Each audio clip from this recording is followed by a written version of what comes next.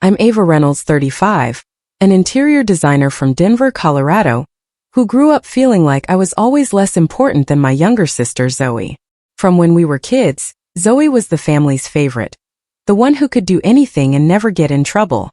When she deliberately ruined my beautifully restored bungalow because she was jealous, I thought my parents would finally see her true colors. But even with clear video evidence, they defended her. That day, I knew I couldn't let it slide anymore. Before I go on with my story, let me know where you're reading this from, and hit that follow button to see how I finally showed everyone who my sister really was. Growing up in our cozy, well-kept home in Littleton, Colorado, I learned early that Zoe and I had different rules. My parents, Thomas and Laura Reynolds, were kind, hardworking people who gave us a good life. Dad owned a small construction company, and Mom was a children's nurse. To everyone outside, we looked like the perfect family. But inside our house, it was obvious they treated us differently, and it hurt. When Zoe was born, I was only 4 years old. That was the beginning of everything. On the day that they brought her home, she was wrapped in a gentle blue blanket, and a small ribbon was tied around her head. I still remember that sight. "It is your sister," my mother said in a soft voice, "and you are responsible for taking care of her at all times." That job turned out to be a significant burden that molded our relationship for a number of years. This unfairness was brought to my attention for the first time when I was 7 years old. Because I had such a strong passion for magic tricks, I was promised a large party that would include a magician. Zoe, who was 3 years old at the time, had a mild cold the day before, which consisted of a runny nose and a slight fever. My party was called off, and instead my family and I got together at home to enjoy a simple cake party. While Mom spent the entire day taking care of Zoe, including fluffing her pillows and checking her temperature, Dad hurriedly sang "Happy Birthday" before returning to his paperwork in his home office. Zoe was the happy recipient of Mom's attention. On the other hand, Zoe's birthdays were always a cause for great celebrations, regardless of what took place. On Zoe's 5th birthday, when I was sick with a severe cold, my mother hired a babysitter to keep me locked in my room, so that I wouldn't throw off the celebration of her special day. I was able to observe children in our backyard as they played games, laughed, and rode a colorful pony from the window of my home. The school was just as discourteous. It was expected of me to achieve perfect grades, and I would receive a quick "nice work" or a pat on the back occasionally. During the time that I was the winner of a significant science fair in middle school, my father was unable to attend because Zoe had a cheerleading practice, during which she primarily sat on the sidelines. My mother, who was out of breath, hurriedly entered the room for the final few minutes of my award ceremony and stated that Zoe required her assistance during practice. We went out to celebrate Zoe's hard work by going out for ice cream after she received a grade of C in mathematics. A fancy dinner was held for her after she received a ribbon for finishing last in a track meet. My parents raised their glasses to celebrate her effort in the competition. Upon receiving a small role in the school play as a tree, they sent her a massive bouquet of flowers and took dozens of pictures of her smiling, as if she were a celebrity to commemorate the occasion. However, when I was cast in the lead role of our high school musical, all I received was a text message that said, "We are sorry that we were unable to make it, but we are confident that you did well." College made the distinction even more apparent. Despite my excellent grades and participation in numerous school activities, my parents stated that they could only afford a small portion of my tuition. "We need to save for Zoe's future too," they explained. I worked 3 part-time jobs, waitressing, tutoring, and shelving books at the library, while attending classes at the University of Colorado. I graduated with honors but owed $43,000 in student loans. Zoe, on the other hand, attended 6 different colleges in 7 years, switching majors whenever the classes became too difficult or boring. My parents paid for every new school, apartment, and car she damaged or lost. When she dropped out permanently at 27, they referred to it as finding her own way, and purchased her a small condo to start fresh. I kept trying to stay close to my family. I called them every week, visited for holidays, and never pointed out how unfairly they treated us. I told myself family was worth it, hoping one day they'd see how much I mattered. My best friend Claire saw it all since we met in 4th grade. "Your parents are blind about Zoe," she'd say. "It's like they live in a different world." Claire was really upset when my parents forgot to call on my college graduation day, because they were helping Zoe move after she got fired from another job. Claire took me out to a nice dinner to celebrate, helped me find my first apartment in Denver, and encouraged me to chase my dream of being an interior designer, even though my parents barely noticed. You can build your own life, she told me, where people love you for who you are. And slowly I started to do just that. After college, I got a starter job at a small but well-known design firm in Denver. The pay was low, but I learned so much about turning plain rooms into beautiful spaces. I worked late nights and weekends to show I was good at my job. My boss, Ellen, became the mentor I always wanted. You have a special gift for seeing what a space can become, she told me in my second year. You don't just design rooms, you create dreams. By 30, I had saved enough to start Ava Reynolds Designs. The first 2 years were tough, with small projects like redoing a bedroom or a small office, and I had to watch every penny. But I got known for making spaces look amazing without needing a huge budget. A feature in Denver Homes magazine brought in bigger clients, and soon my business was growing fast. At 33, I reached a goal I once thought was impossible. I bought my own home, a rundown bungalow in a nice Denver neighborhood that needed a lot of work. The house was a mess, faded paint, leaky pipes and floors that creaked and sagged. But I saw its potential right away, like a blank canvas waiting for my ideas. This would be my masterpiece, a place that showed my design style and my heart. For 18 months, I put every dollar an hour I had into fixing it up. I tore down walls to make the main floor open and airy while keeping the bungalow's classic charm, like the old brick fireplace. I restored the detailed wood trim around the doors and windows and polished the oak floors until they shone. The kitchen got a complete makeover with cabinets I designed myself, painted a soft gray. Each bathroom became a calm, spa-like space with tiles I picked out carefully. Every color, fabric and light was chosen to blend the house's history with modern comfort, making it a warm, welcoming home. As my house and business grew, Zoe's life stayed a mess. She jumped between jobs like working at clothing stores or answering phones in offices, never staying longer than a few months before quitting or getting fired. The family dinners I still went to every month got more and more awkward as my success became harder to ignore. One night, right after I won a contract to design a new luxury hotel in downtown Denver, my biggest project ever, I shared the news at dinner.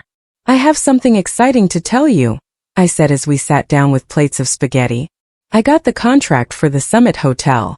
It's a huge deal for my business. Mom gave a small nod, barely looking up from her plate. That's nice, Ava. Did you hear Zoe has an interview at a boutique next week? For a floor manager job.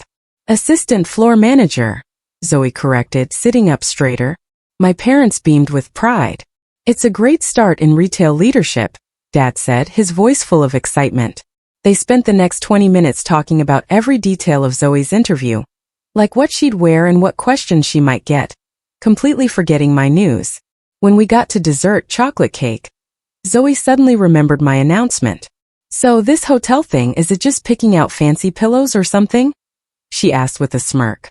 It's a bit more than that, I said, trying to keep my voice calm.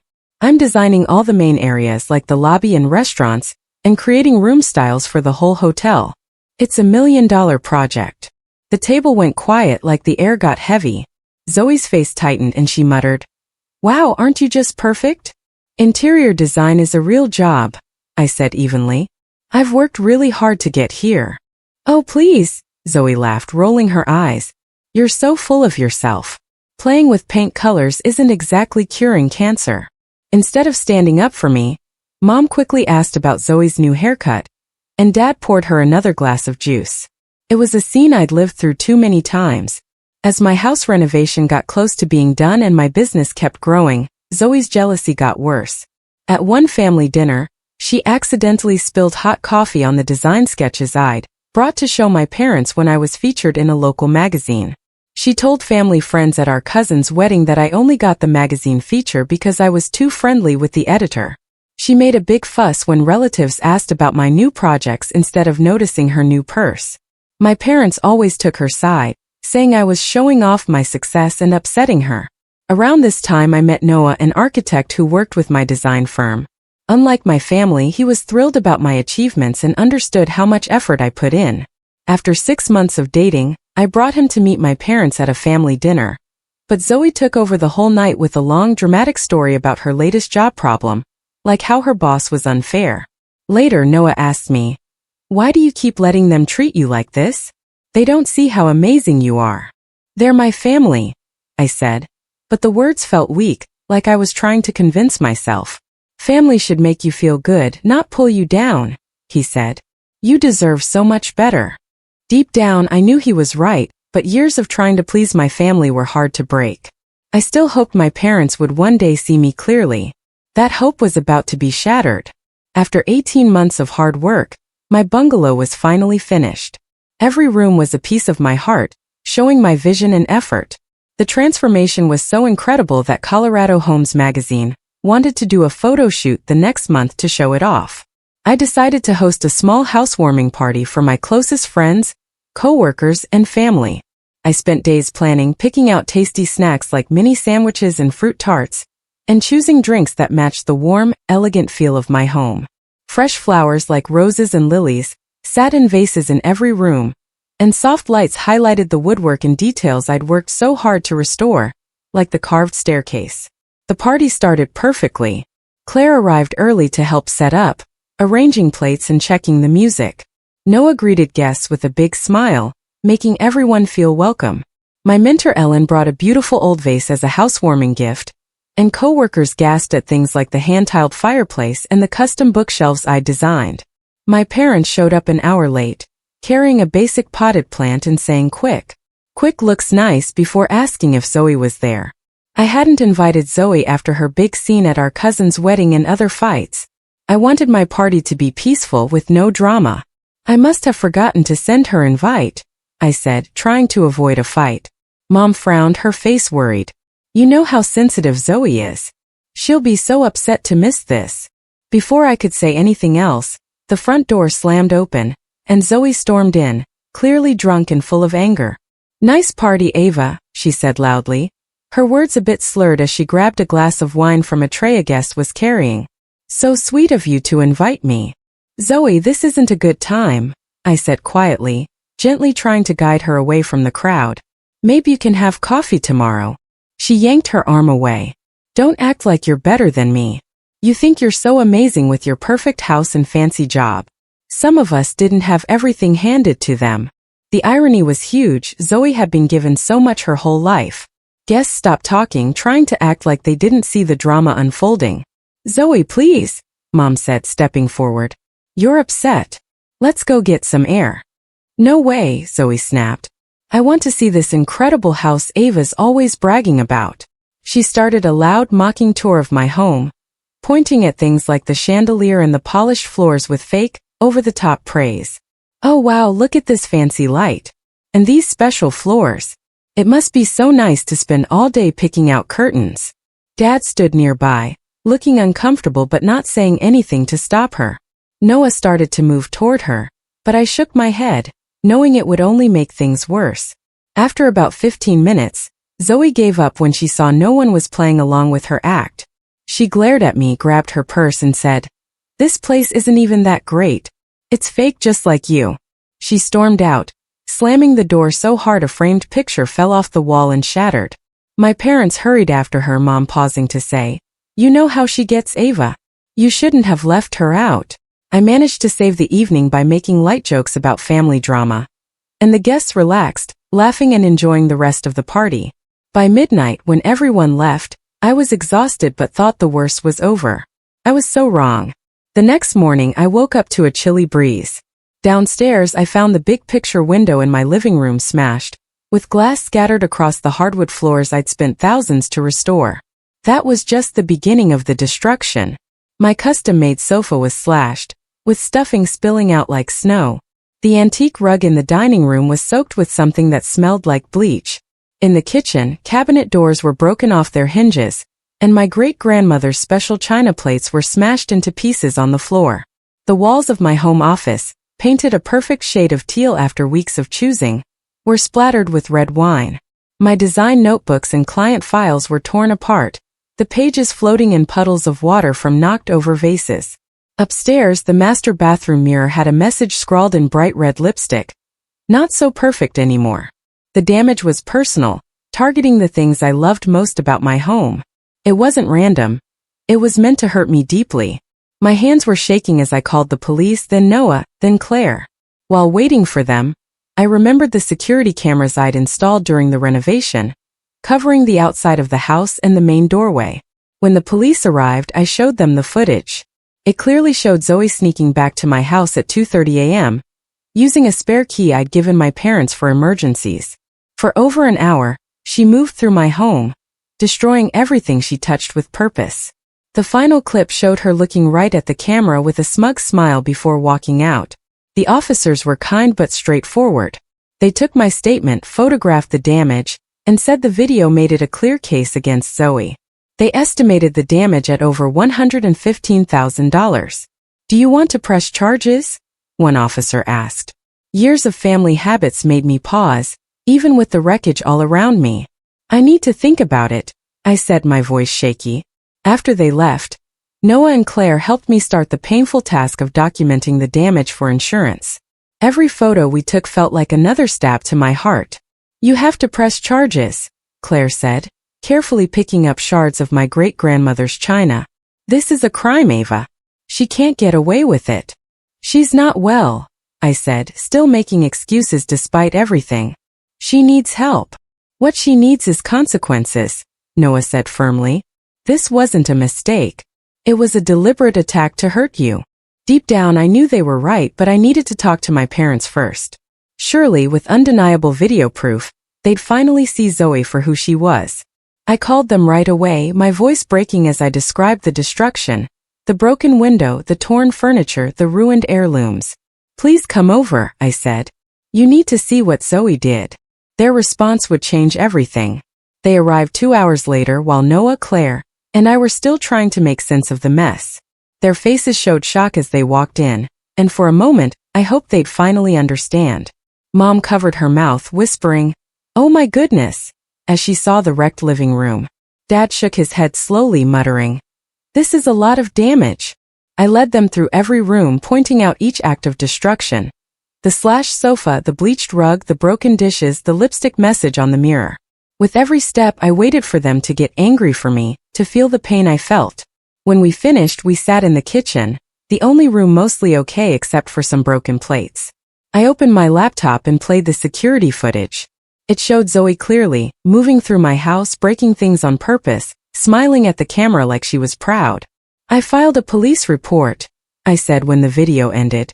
"Insurance will cover some of it, but I have to pay $23,000 first, and some things like great-grandma's china can't be replaced." I waited for their outrage, sure the evidence was too strong to deny. But Mom sighed heavily and looked at Dad. "Ava, have you thought about what you might have done to cause this?" Her words hit me like a punch to the stomach. "'Cause this? Are you serious right now?" I asked, my voice shaking. "You didn't invite her to your party," Dad said calmly. "That hurt her feelings deeply. So that makes it okay to destroy my home?" I said, my voice rising. "Are you listening to yourselves?" Mom reached for my hand, but I pulled away. "Sweetie, you know Zoe struggles with her emotions. She's always been more sensitive than you." "Sensitive?" I said, almost shouting. "She caused over $115,000 in damage. She broke family treasures. She wrote a mean message on my mirror. She was drinking," Dad said, as if that explained everything. "She's been having a really hard time lately." "We're not saying what she did was okay," Mom added quickly. "But you've always been a little jealous of the attention we give her." The accusation was so wrong I laughed out loud. "Jealous? Your daughter is caught on video committing a crime, and somehow I'm the problem." "There's no need to be so dramatic," Dad said, waving his hand. "These are just things, Ava. Things can be fixed or replaced." "What about great-grandma's china? The quilt she made me? Are those just things?" I asked, tears in my eyes. "This attitude isn't helping," Mom said softly. "If you'd been more understanding of Zoe's feelings over the years, maybe this wouldn't have happened." I stared at them, finally seeing the truth that had shaped my whole life. No matter what Zoe did, no matter how bad or hurtful, she'd always be the victim in their eyes. And I'd always be expected to understand, to forgive, to make room for her. "I'm pressing charges," I said quietly, my voice steady despite the pain. Their faces froze in shock. You can't be serious, Dad said, his voice sharp. She's your sister, Ava. She's a 33-year-old woman who deliberately destroyed my home, I replied. Actions have consequences. We'll pay for the damages, Mom said quickly, her voice desperate. Whatever the insurance doesn't cover. On one condition, Dad added, his tone firm. You drop this nonsense about pressing charges. It was the same old deal I'd heard my whole life. Protect Zoe from consequences and I'd get something in return. No, I said, and the word felt like freedom, like I was finally standing up for myself. This isn't about money. This is about Zoe taking responsibility for once in her life. You've always been hard on her, Mom said, tears rolling down her cheeks. Always judging her for not being as perfect as you. The absurdity of her words left me speechless, unable to even respond. I think you should leave, Noah said, stepping in as he saw me struggling. Ava needs to deal with this without more stress. This is a family matter, Dad snapped, his face red. It doesn't concern you. It concerns me when you come into her destroyed home and blame her for it, Noah said calmly, his voice steady. My parents gathered their things, Mom crying softly, Dad fuming quietly. As they walked to the door, Mom turned back. Please think about this, Ava. This will tear our family apart. After they left, I sank into a kitchen chair, feeling drained, like I'd run a marathon. I can't believe they're still defending her, Claire said, shaking her head in disbelief. I can, I said tiredly. It's what they've always done. That evening, texts started pouring in from cousins, aunts, and uncles. Zoe had spread her version of the story, claiming I'd humiliated her at the party, and her vandalism was just an emotional reaction to my meanness. Shockingly, many relatives seemed to believe her, sending messages urging me to be the bigger person, and warning that pressing charges would hurt the family. Sitting in the ruins of my home with my family relationships crumbling, I finally accepted what Noah and Claire had been telling me for years. This pattern would never change unless I changed how I responded to it. For over 30 years I'd played the role of the responsible one, the one who always forgave, always understood, always made excuses. I'd hoped my parents would one day see the truth about their daughters, but the past 24 hours had shattered that hope completely. It was time for a new way forward. The next morning, I called the police and officially pressed charges against Zoe for breaking and entering, vandalism, and property destruction. The detective assigned to my case watched the security footage and said it was a clear, straightforward case. Zoe would likely be arrested within a few days. Then I called my insurance company and submitted a claim for the damages, giving them the police report number and the video evidence. The insurance adjuster gasped when I emailed him photos of the destruction. This is personal, he said, his voice low. This wasn't random vandalism at all. It was my sister, I admitted, the words heavy and painful to say. Family situations are always the hardest, he replied kindly. We'll process your claim as fast as we can. With those immediate steps taken care of, I faced the huge task of rebuilding my home and my life. The insurance money would eventually cover most of the physical damage, but the emotional pain was harder to measure. At Noah's suggestion, I made an appointment with Dr. Emily Watson, a therapist who specialized in family issues. During our first session, I poured out the whole story, the years of favoritism, the vandalism, the betrayal. Dr. Watson listened carefully, asking a few questions but mostly letting me talk. What you're describing, she said when I was done, is a classic family pattern called scapegoating. You've been cast as the strong, independent child who doesn't need help, while Zoe is the fragile one who needs constant protection. Your parents are so tied to these roles that they can't see either of you clearly. Is there anything I can do to make them see the truth? I asked, my voice small. Changing other people's minds is very hard, she said gently. But you can change how you respond to them. You can set healthy boundaries and work on healing the pain this has caused you. That's in your control. Over the next few weeks, as I worked with contractors to repair my home, replacing windows, repainting walls, ordering new furniture, and met with Dr. Watson to rebuild my sense of self, an idea started to form. The vandalism had forced me to see my family's dynamic clearly, like a fog lifting. But my parents were still stuck in their old way of thinking, refusing to see Zoe's true behavior. Maybe they needed a moment of clarity, a moment where the truth was so clear they couldn't look away. With this in mind, I contacted Ryan Miller, a private investigator recommended by my attorney. At our first meeting, I explained what I needed. I want to know the full scope of Zoe's destructive actions, I said. I think the vandalism at my house is part of a bigger pattern I've been taught to ignore or excuse my whole life. Ryan nodded, his face serious. Family cases are always complicated. What kind of information are you looking for? Anything that shows who she really is, beyond the version my parents choose to see, I said. Money problems, legal issues, relationship troubles, drug or alcohol use. Anything that tells the truth. For the next month, while my home was being repaired and Zoe's criminal case moved through the legal system, Ryan investigated quietly. I didn't tell anyone about it, not even Noah or Claire. This was something I needed to do on my own. Meanwhile, Zoe was arrested, booked, and released on bail paid by my parents. She was ordered to stay away from me and my property as part of her release. My parents called me every day, sometimes pleading, sometimes accusing me, sometimes trying to guilt me into dropping the charges. I let their calls go to voicemail, listening to their messages but rarely responding, needing space to think. About a month later, Ryan delivered his report.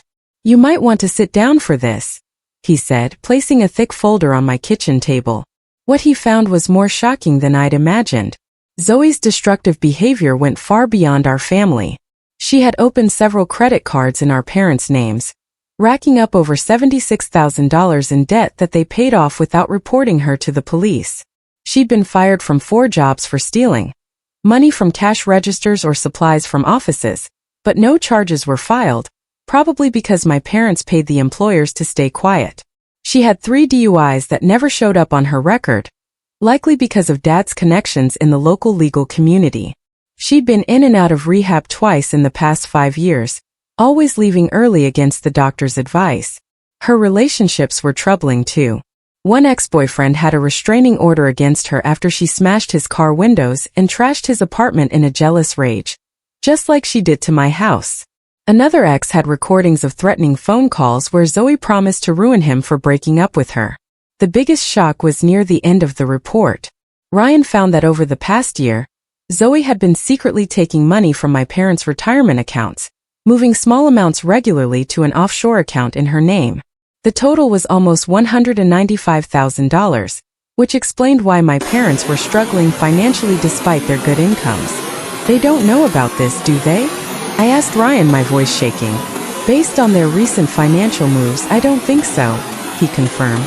They took out a second mortgage on their house, probably to cover things like Zoe's bail, her legal fees, and the deductible for your insurance claim. After Ryan left, I sat with the folder trying to process what it meant for my family. Zoe wasn't just spoiled or emotional. She was dangerous, not just to me but to herself and others, and my parents' constant support had let her behavior get worse and worse. I thought about my options carefully. I could send the report to my parents right away, but without explaining it, they might dismiss it as me attacking Zoe. I could confront Zoe directly, but that would likely lead to more destruction and lies. What I needed was a controlled setting where I could present the truth clearly, with evidence so strong they couldn't deny it. A place where my parents would have to face the reality they'd ignored for decades. As if fate was listening, an invitation arrived in the mail. My parents' 40th anniversary celebration, planned for the next month at their fancy country club. The whole extended family would be there, including many relatives who had taken Zoe's side after the vandalism. It would be the perfect moment to break the cycle of excuses and denial that had hurt our family for 30 years. Over the next few weeks, I prepared carefully. I organized Ryan's findings into a clear, factual presentation, sticking to documented proof like bank records, police reports, and medical files, avoiding any guesses or emotions. I gathered statements from people Zoe had hurt, like her ex-boyfriends and former bosses. I made digital backups of everything, knowing Zoe or my parents might try to destroy the physical copies. I created a PowerPoint presentation on my laptop, just in case I needed to show it publicly, though I hoped for a private conversation. As the anniversary party got closer, my anxiety grew. Was I doing the right thing? Would this help our family heal, or would it cause more pain? Was I acting out of justice or years of built-up anger? Dr. Watson helped me work through these questions in our therapy sessions. The truth, shared clearly and without anger, is nothing to feel guilty about, she assured me. Your parents and sister have chosen to live in denial, and that choice has hurt everyone, including themselves. The night before the party, Noah came over to help me finalize my preparations, sorting through papers and checking my notes. Are you sure you want to do this alone? He asked, his voice full of concern. I can come with you for support. I need to do this on my own, I replied, grateful for his offer. But thank you for being there. He hugged me tightly. I'm so proud of you, Ava. This takes so much courage. That night I lay awake, unable to sleep, thinking about the long road that led to this moment. The years of accepting less than I deserved, making excuses for Zoe's bad behavior, hoping for love and recognition that never came. Tomorrow would mark the end of that road and the start of something new, whether my family was part of it or not. For the first time, I was taking control of my story. And no matter what happened at the party, I knew I'd never go back to being the family's doormat. The morning of my parents' anniversary party was bright and sunny, with clear blue skies. I dressed carefully in a simple navy dress, professional but fitting for the occasion. The portfolio with all the evidence was tucked into a stylish leather bag that matched my shoes, looking like nothing more than a thoughtful anniversary gift. My hands trembled slightly as I put on my makeup, a sign of the nervous energy inside me. Today was huge. By the end of it, my family's dynamic would be changed forever, for better or worse. The country club was grand, with sparkling chandeliers hanging from high ceilings and tall windows showing off the green golf course. About 60 guests were already there when I arrived, mostly family and my parents' longtime friends. Mom spotted me right away and hurried over, her face a mix of surprise and cautious hope. We hadn't spoken in person since the vandalism. Ava, you came, she said, reaching for a hug that I let happen but didn't fully return. We weren't sure you'd be here. I wouldn't miss your anniversary, I said, keeping my voice polite but distant. Your father will be so pleased, she said, glancing around the room. He's over there greeting the Johnsons. You remember Paul and Diane? I nodded, using the moment to scan the room for Zoe. Is Zoe coming? I asked casually, keeping my tone light. Mom's smile faded a bit. Yes, she's running a little late. She's been under so much stress with this legal trouble, and her new medication makes her groggy in the mornings. The same old excuses, as if the legal issues weren't a direct result of Zoe's own actions. Some things never changed. Dad saw us and came over, his greeting warm but hesitant, like he wasn't sure how I'd react. The awkwardness faded as I moved through the crowd, saying hello to relatives and family friends. Some seemed relieved I was there, maybe hoping it meant we were patching things up. A few gave me knowing looks or squeezed my arm gently, showing they didn't fully buy Zoe's story. An hour into the party, Zoe finally arrived, making a big entrance as always. She wore a dress that was a bit too fancy for the event, her makeup heavy, her movements a little unsteady. The signs of drug or alcohol use were obvious to me now that I knew what to look for. She froze for a second when she saw me, then put on a wide fake smile and rushed to hug our parents, giving them an over-the-top gift wrapped in shiny paper. From across the room, I saw Mom patting her back gently, like Zoe was the one who needed comforting in this moment. I kept my distance, watching as Zoe worked the crowd, playing the role of the perfect daughter. She laughed too loudly at jokes, touched people's arms when she talked, and kept glancing at me to make sure I was watching her performance. The lunch was a fancy affair with several courses, soup, salad, steak and dessert, and plenty of wine and champagne. I was seated at a table with cousins and aunts, deliberately placed away from the main family table where my parents sat with Zoe and my grandparents. After the meal, the toasts began. Family and friends stood to share happy memories and congratulate my parents on 40 years together. When Zoe's turn came, she walked to the microphone with exaggerated care, holding a champagne glass, her words slightly slurred. To the best parents anyone could ever have, she began, her voice overly dramatic. You've always been there for me, through every hard time. You've shown me what real unconditional love looks like. She paused, looking my way. Not everyone appreciates our wonderful family. Some people think they're too good for family events, unless they can show off their big careers and perfect houses. The crowd murmured uncomfortably. This was supposed to be a joyful toast, not a place to air grudges. But Mom and Dad have always taught us the importance of forgiveness. Zoe went on, ignoring the tension. So I forgive my sister for her snobbery and her mean streak. That's what family does. She raised her glass high. To 40 more years with the most generous, loving parents in the world. I love you both so much. The applause was polite but quiet, the guests clearly uneasy with her inappropriate speech. Dad leaned over to whisper something to her as she sat down, but she brushed him off with a wave of her hand. Then came the moment that made my decision crystal clear. Still buzzing from her toast, Zoe stood again and made an announcement. I have some wonderful news, she said, her voice loud. Mom and Dad have kindly offered to let me use their mountain cabin for the summer while I figure things out. Isn't that amazing? The cabin was a beautiful property in the Rockies that I'd helped them renovate 2 years ago, spending hundreds of hours on the design as their anniversary gift. They'd promised it would always be open to both their daughters equally. I looked at my parents' faces, saw their weak smiles and small nods confirming her words. In that moment, any doubts I had about my plan vanished. This pattern of favoritism and enabling would never stop unless I made it stop. I waited until the formal part of the party ended and guests started mingling again. Then I approached my parents' table, portfolio in hand. Can I speak with you both privately? I asked, keeping my voice calm. I have an anniversary gift I'd like to share with you. They exchanged nervous glances but didn't want to cause a scene. Of course, Dad said. We can use the club manager's office. He offered it earlier if we needed a quiet space. Zoe should come too, I added. This concerns her as well. Zoe's eyes narrowed suspiciously, but her curiosity got the better of her. Fine, she said, grabbing her purse and following us. The manager's office was a cozy, wood-paneled room with a large desk and several comfortable chairs. I closed the door behind us and took a deep breath, steadying myself. Before I give you my gift, I began, my voice steady. I want to say that what I'm about to share comes from a place of concern, not revenge. I've spent weeks thinking about whether this is the right thing to do, and I believe it is. What are you talking about? Zoe demanded, her speech still a bit slurred from the champagne. I opened my portfolio and pulled out a bound document, handing it to Dad. This is a detailed report on Zoe's activities over the past 5 years, put together by a licensed private investigator. You had me investigated? Zoe shrieked, lunging for the document.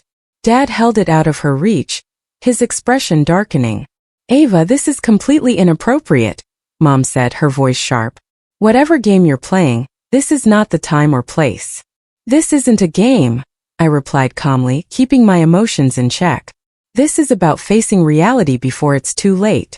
Did you know that Zoe has been stealing from your retirement accounts? That's a lie. Zoe shouted, her face red with anger. I pulled out a folder of financial records from my portfolio. These are statements from your accounts, showing regular transfers to an offshore account in Zoe's name. The total is just under $195,000. Dad's face went pale as he scanned the documents, his hands trembling slightly. These are confidential. How did you get these? He asked, his voice low. That's your question, not whether they're true? I said, stunned by his focus. They're fake. Zoe insisted, her voice rising. She's making this up to turn you against me because she's always been jealous of me. I continued, methodically presenting the evidence. The credit card fraud where she racked up tens of thousands in debt, the DUIs that were swept under the rug, the restraining order from her ex, the pattern of theft and destruction that had grown worse over the years while my parents looked the other way. As the evidence piled up, my parents' denials got weaker. Mom started crying quietly, her hands covering her face, while Dad's expression shifted from anger to disbelief to a slow, dawning horror. Zoe's strategy changed as she saw denial wasn't working. She tried minimizing. It wasn't that much money. Then justifying. You owe me after everything I've been through. And finally, when those didn't work, she attacked me. You think you're so perfect, don't you? She spat, her composure gone. Little Miss Perfect with her perfect career and her perfect house that I should have trashed even more thoroughly when I had the chance. Her admission hung in the air like a heavy cloud. Until that moment, Zoe had told our parents the vandalism was a spur-of-the-moment emotional outburst, not a planned act. You planned it, Mom whispered, her voice breaking with shock. Of course I planned it, Zoe shouted, no longer caring how she sounded. She deserved it, always showing off, acting like she's better than me. You've always taken her side. The absurdity of her claim was almost laughable, but it was too sad to be funny. Her side? Dad said, his voice confused. Zoe, we've supported you through everything. Paid your bills, covered your mistakes, defended you to everyone. It's never enough. Zoe cried, her voice cracking. Nothing is ever enough for you people. She lunged for the portfolio in my hands, but I stepped back quickly. In her drunken state, she lost her balance and crashed into the desk, knocking over a lamp that shattered on the floor. The loud crash drew attention from outside. There was a knock at the door, and my Uncle Richard peeked in. Everything okay in here? We heard a crash. The scene must have been striking. Zoe disheveled and upset, Mom crying, Dad clutching financial statements with a stunned look, and me standing calmly in the center of it all. We're having a family discussion, I said evenly. Could you give us a few more minutes? But more relatives had gathered at the door, drawn by the noise. My Aunt Linda pushed her way in, followed by a few cousins. What's going on? Linda demanded. Thomas, Laura, what's happening? Before anyone could answer, Zoe launched into a tirade. Ava's trying to turn everyone against me. She's made up lies about me stealing and drinking. Her voice was wild, desperate. They're not lies, Zoe, I said quietly, keeping my calm. And deep down you know that. Stealing what? My grandfather asked, his voice sharp despite his age. The situation was spiraling beyond my careful plan. I'd wanted a private confrontation, but it was turning into a public exposure. Maybe that was necessary. The family's collective denial had enabled Zoe as much as my parents' blind spots. Zoe has been taking money from Mom and Dad's retirement accounts, I explained, keeping my voice steady. Among other concerning behaviors. Gasps and murmurs spread through the group, some relatives nodding as pieces fell into place, others whispering in shock. Zoe, realizing she was losing control of her story, resorted to her usual tactic, a dramatic exit. I don't have to listen to this, she declared, grabbing her purse. None of you have ever understood me. She pushed through the gathered relatives, nearly knocking over my elderly grandmother in her rush to leave. In the stunned silence that followed, Dad looked down at the financial statements still in his hands, then at the investigator's report on the desk. Is all of this true? He asked, his voice barely above a whisper. Every word, I confirmed. I checked it all myself. I'm sorry to do this today, but you needed to know the truth. Why would she do this to us? Mom asked, tears streaming down her face. After everything we've done for her? My cousin James, a psychologist, answered before I could. Because everything you've done for her has taught her, she doesn't have to be responsible for her actions. You've been enabling her addiction and her personality issues, not helping her. The harsh truth hit my parents like a physical blow. They seemed to age years in minutes, the weight of their decades-long mistakes settling heavily on them. The extended family started to leave, offering awkward congratulations on the anniversary or promises to call later. The celebration was effectively over, replaced by the heavy reality of a family crisis that had been ignored for too long. When only immediate family remained, Dad sank into a chair, looking completely defeated. What do we do now? He asked, his voice lost, directed at no one in particular. You get her real help, I said gently, my tone soft but firm. Not the kind that protects her from consequences, but the kind that makes her face them. And you protect yourselves, your finances, your future. We failed her, Mom whispered, her voice breaking. We failed both of you. I reached out and took her hand, the first real connection we'd had in months. It's not too late to change course for any of us, I said, offering hope despite the pain. The aftermath of the anniversary party was both harder and more healing than I could have expected. For 2 weeks, my parents went silent, not returning my calls or answering my texts. I understood they needed time to process the truth about Zoe, to grieve the false image they built of her, and to face their role in enabling her destructive behavior.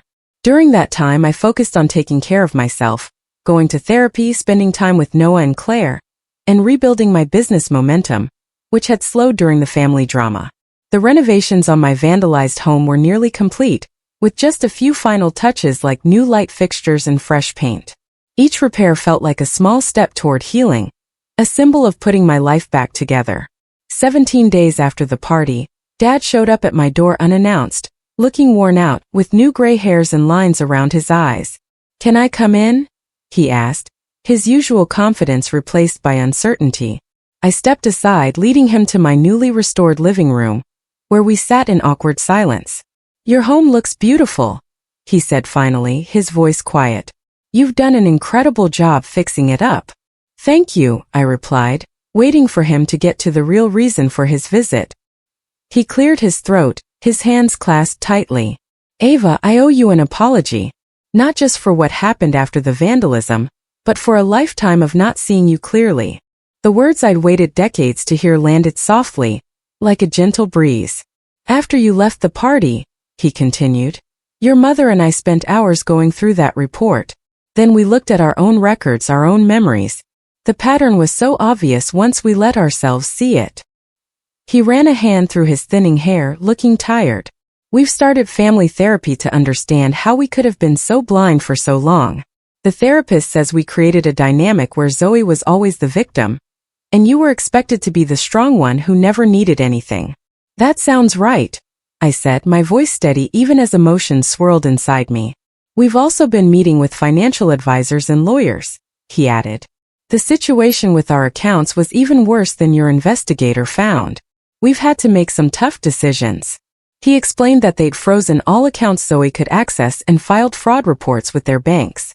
They'd consulted an addiction specialist and were planning an intervention to get Zoe into a long-term residential treatment program for her substance abuse and behavioral issues.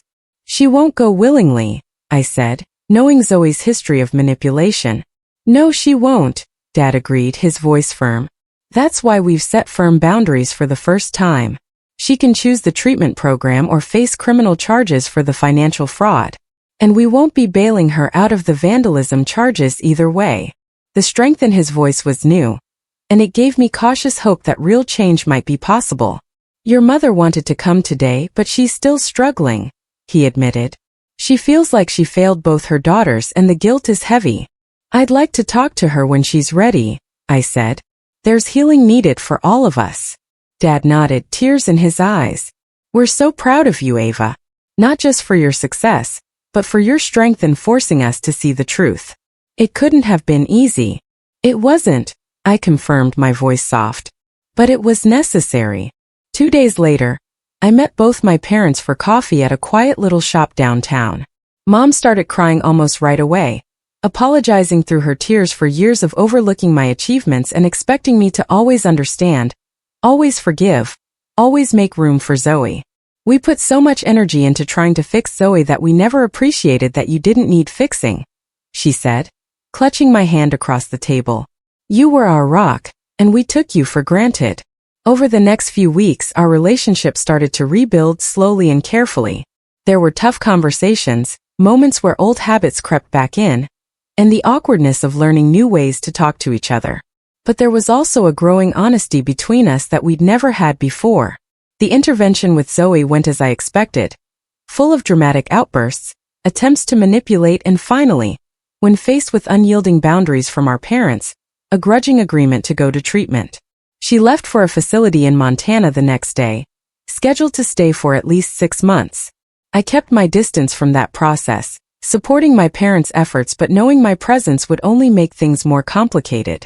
My own healing couldn't depend on Zoe's recovery or her admitting the harm she'd caused. 6 months after the confrontation at the anniversary party, my parents invited me to dinner at their home, the first time we'd gathered there since before the vandalism. The atmosphere was lighter, more relaxed than it had been in years. "We have some updates," Dad said as we sat around the dining table, passing bowls of salad and plates of roasted chicken. They shared that Zoe had completed the first phase of her treatment program and was now in a transitional facility, with more freedom but still therapy and oversight. She was working a part-time job at the center, and her counselor said she was making real progress in taking responsibility for her actions. "She's asked to make amends to you," Mom said carefully, watching my reaction. "But her therapists and ours agree that should only happen if and when you're ready." "I'm not ready," I admitted honestly. Maybe someday, but not yet. We understand, Dad said, his voice gentle. Your boundaries will be respected. They also shared that they'd sold the mountain cabin and their second car, downsizing to help repair some of the financial damage and fund Zoe's treatment. The second mortgage on their home would take years to pay off, but they had a solid plan in place. We're adjusting to a new reality, Mom explained, a small smile on her face. It's humbling, but it's also freeing in a way. As we finished dinner, I noticed something important. Not once did they make excuses for Zoe or suggest I needed to forgive her right away. That was a huge change. In my own life, the healing continued too. My business flourished, with the Colorado Homes feature bringing national attention to my work. Noah and I grew closer. Our relationship strengthened by facing the crisis together. Claire remained my rock, always ready with perspective and humor when family issues felt overwhelming. The final phase of my home's restoration was completed exactly 1 year after the vandalism. I decided to mark the occasion with a small, intimate gathering, much quieter than the chaotic housewarming that had led to the destruction. As I welcomed Noah, Claire, and a few close colleagues into my beautifully restored bungalow, I felt a deep sense of peace that I'd rarely known. The house was once again a showcase of my design vision: warm colors, soft textures, and careful details like the restored woodwork. But it was also something more. A symbol of my resilience, the power of standing in my truth, and my own worth, which no longer depended on my family's approval. Later that evening, as my guests enjoyed dessert, lemon tarts and coffee, in the dining room, I slipped into my home office for a moment of quiet. On the wall hung a simple framed quote that Dr. Watson had shared in one of our sessions. The truth will set you free, but first it will make you miserable. That had been so true for me. The path to this new reality had been painful, messy, and at times heartbreaking. But standing on the other side, I wouldn't change my decision to finally speak the truth that had been ignored for decades.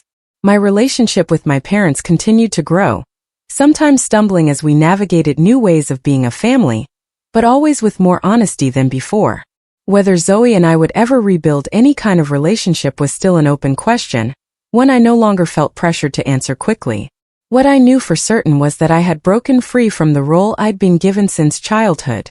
I was no longer the one who always forgave, the one who was expected to be perfect, the one who carried the family's burdens. I was simply Ava, worthy of recognition, respect, and love, not despite my strength but because of it. As I rejoined my chosen family in the dining room, laughing and sharing stories, I silently acknowledged how far I'd come. The journey wasn't over, but for the first time in my life, I was walking it on my own terms, with strong boundaries and truth as my guide. Have you ever had to set tough boundaries with family members who couldn't see harmful patterns? I'd love to hear your experiences in the comments below. If my story touched you, please like, follow, and share it with someone who might need to hear that standing in your truth, though hard, can lead to healing. Thank you for being part of this journey with me.